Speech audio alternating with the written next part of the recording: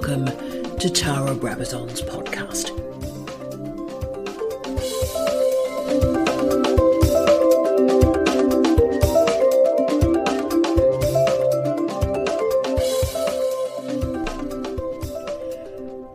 Hello, I'm Tara Brabazon, and I'm terribly excited to be talking about professional development. And I'm talking about professional development with a dear friend, a remarkable colleague, and someone who I seem to have accidentally married at some point in the last few years, the wonderful Professor Jamie Quinton. And we're coming to you in this podcast in an Auckland hotel room. We are in ISO.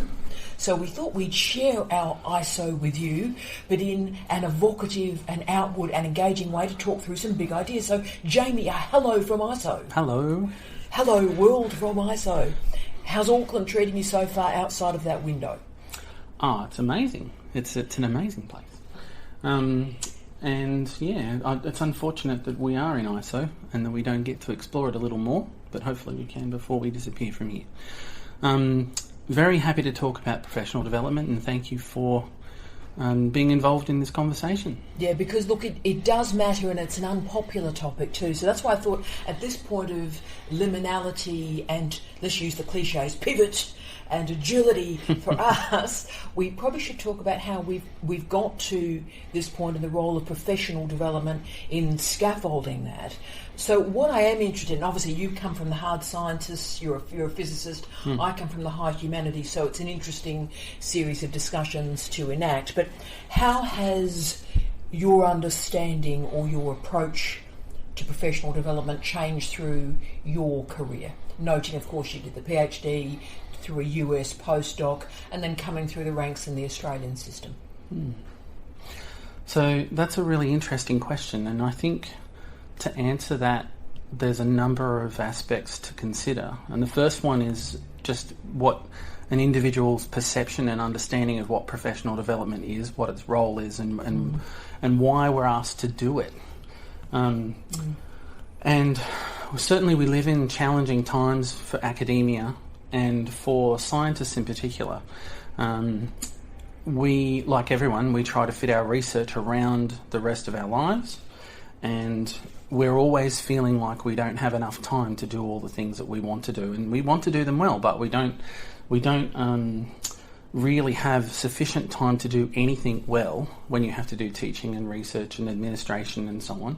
And then if you want to progress, if you want to be further down your academic career tomorrow than you are today, you actually have this pressure on you to put time in above and beyond the times that you've already been obligated to follow. Yeah. So when it comes to things like professional development, it's also got to fit in around the edges, because everything is a time sink, and when you feel like you're time poor, you're ultra sensitive to everything that involves commitment of time. Now, professional development, so the question you asked me was, how has my approach to it and my perception of it changed during my career? Something that you could call my training or my sociology in training as a scientist. We actually go through this transition at the end of the PhD where you see yourself and you get told you're not a student anymore. Yeah. And so you have this barrier, I guess, to your career, or this milestone, this stepping stone where you go, I'm a student. I've now finished my PhD and I'm no longer a student. I'm now a professional.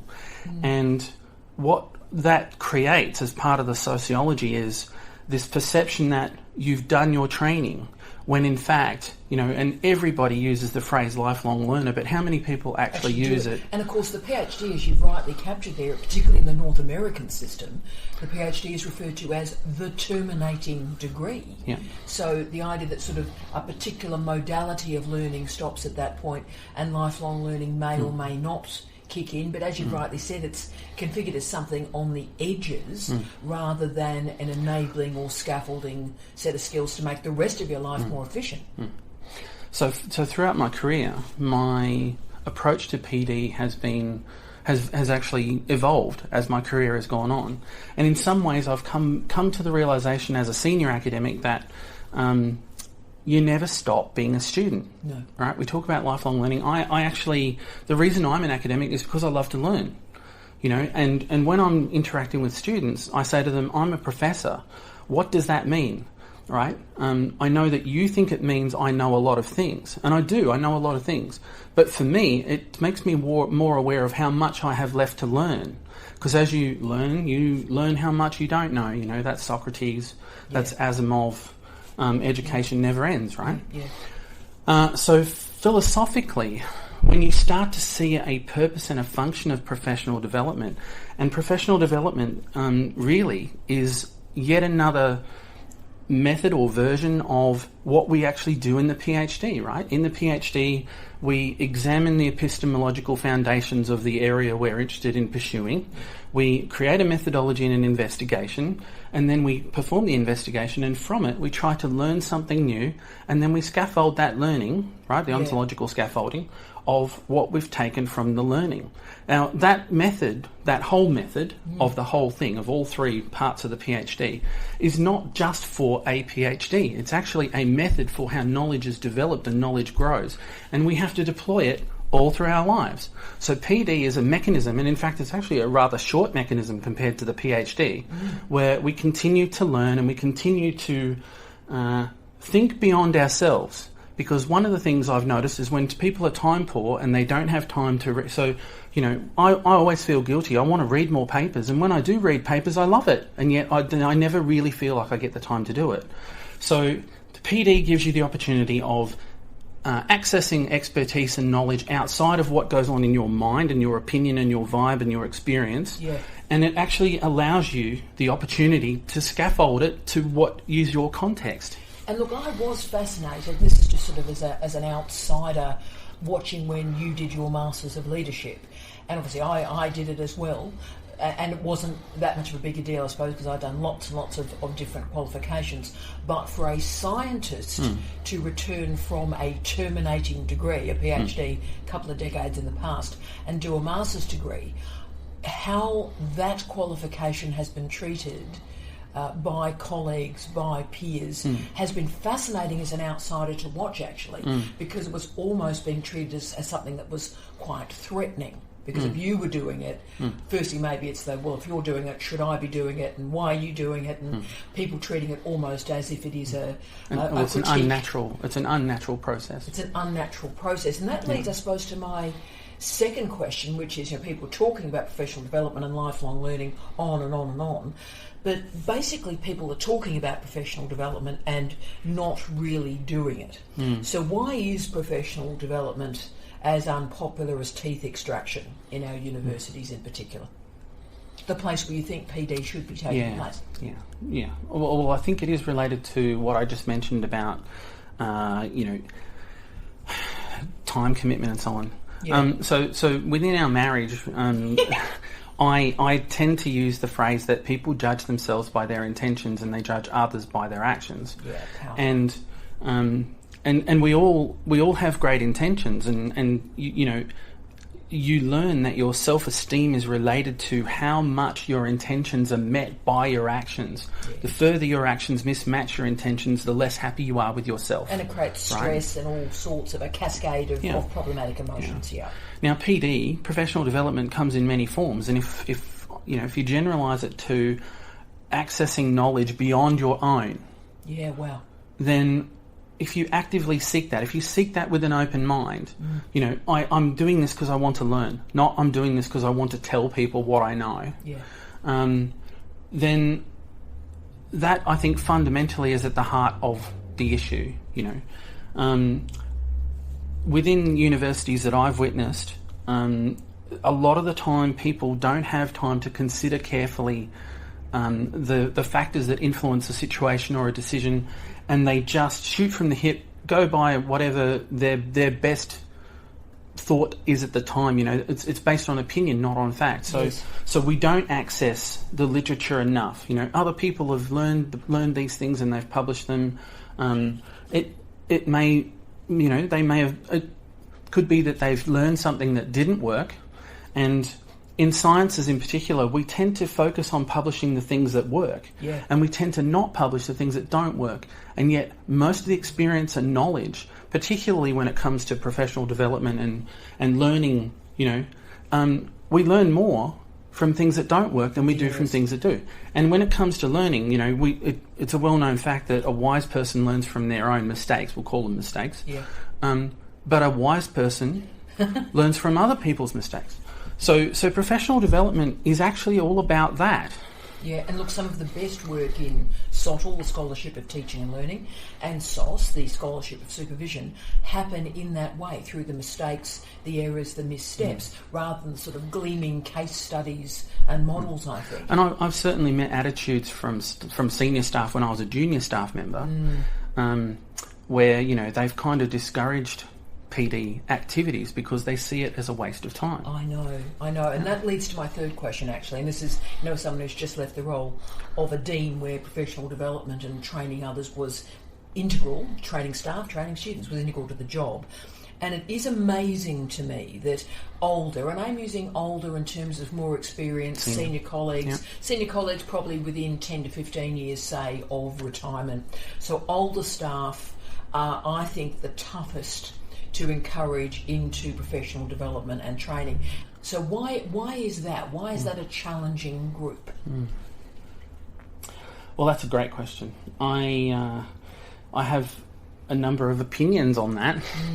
I'm interested to know what the literature actually says on it, but I think you know, when it comes to senior staff, they don't want to appear to have any weaknesses or fallibilities, and Yes. they're not open-minded about it. So there is a certain amount of mistrust, and I think as they get more experienced and more senior, they tend to look around them and then they start to question, you know, why is this person trying to train me on something? Yeah. And oftentimes the person who's doing the training is actually less qualified and less, you know, has less credibility.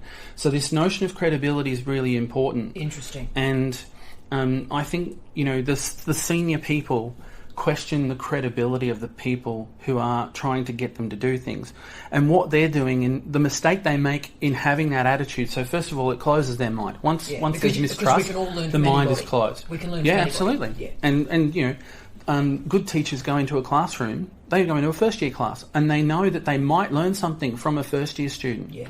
You know, this is no different, but when there is that closed-mindedness of, I'm not going to gain from this, you know, and you hear them dig in and go, look, I already know how to do this. I don't need to learn how to do it. Yeah. So they've now reduced it to a fundamental can and can't thinking, right? But the point of professional development is not about someone thinking. Yeah, exactly. It's not about someone telling you you don't know how to do something, you're incapable. Yeah. Let's make you capable. Yeah. It's about let's make you more capable tomorrow than you are today. And also understanding. And it's not about the person who's doing the training. It's about the person who's getting the training. Yeah, and recognising the changing context too. So the greatest exemplifier I always used about training, particularly in the doctoral space, is, colleague, consider who was in a doctoral program when you went through 20 years ago or 30 years ago. Consider that cohort and look about you now. Yeah.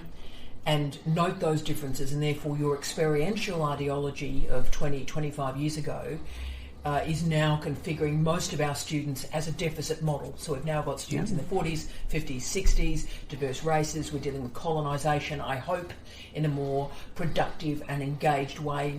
We're nowhere near post-colonialism yet, but in decolonising the doctorate, that requires some powerful reflection on what we're doing. So just understanding different contexts. Can I give you other examples? So, yes, please. So, you know, I have a very strong awareness of the scientific context, but let's pick other contexts, right?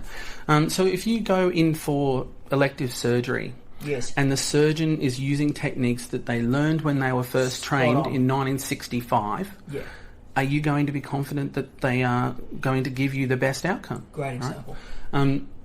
Every profession has ongoing professional development. That's how you stay current. That's how you stay on the ball as to what's happening.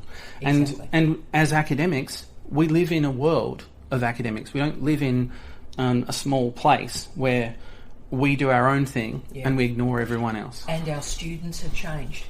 And the requirements of a university in culture and society have changed.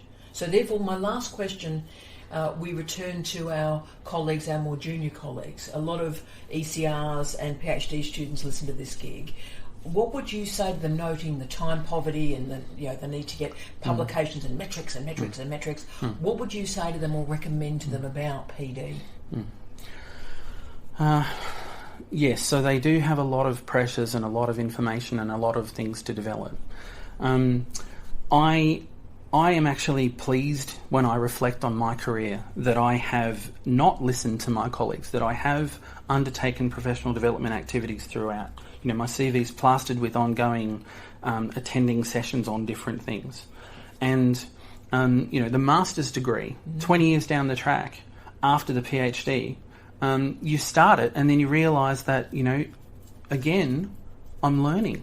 And I'm actually learning, and in this case, in a different discipline area. It's actually quite challenging. It does take more time, and that's the problem. Yeah. But the benefits to myself and my own professional growth as a result of doing it are boundless. I can't quantify how that's helping me, because of course everything's interdisciplinary, everything's interrelated, and you can easily translate something you learn to every other context of what you do. So I've taken to it like a duck to water, because I really like the idea of learning new things. Now, when it comes to early career researchers and even mid-career researchers and even senior researchers, the idea of professional development as an adversary is counterproductive. Right? If you stand there every day thinking you know everything you need to know, it calcifies. It's calcified.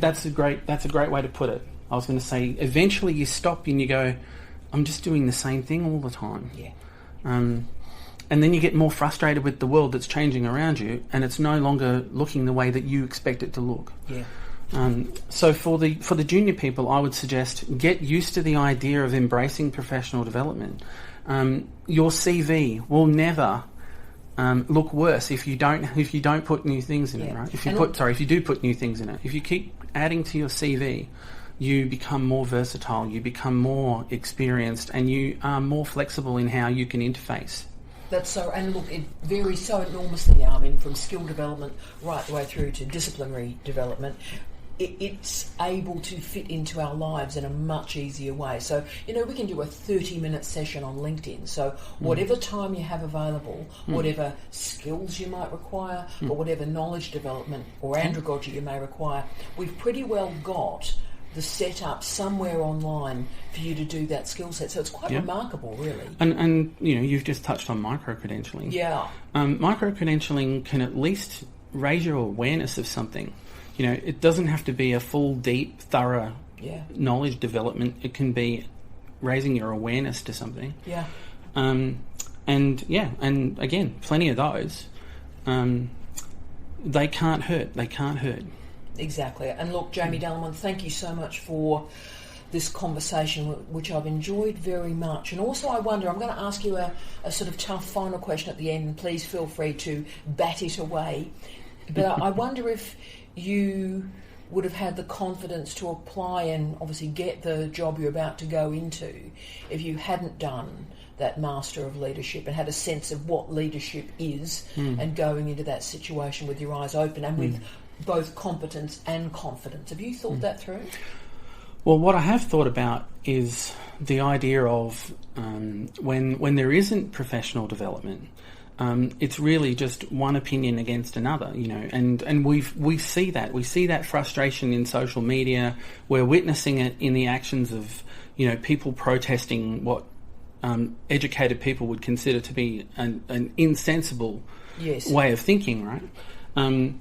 If I follow the examples of the senior staff that we've just talked about, where I'm averse to professional development, I think I know everything I need to know, and I use my experience or my perception of my experience to say I know everything there is to know, then I'm closed-minded. I'm going to expect everyone to change to meet me, and as a leader, that's not what leadership is about. It's not about forcing change and making change happen so that it suits me.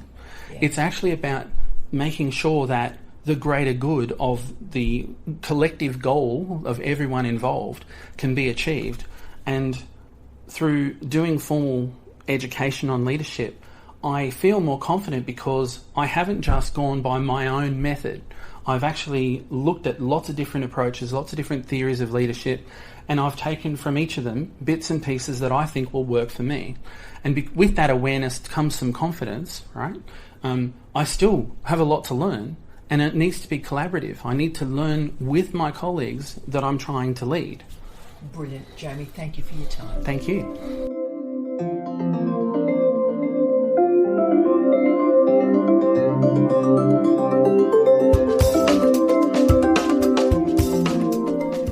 Thank you so much for listening to Tara Brabazon's podcast. This podcast was written, delivered and produced by Tara Brabazon on behalf of Cadence Publishing.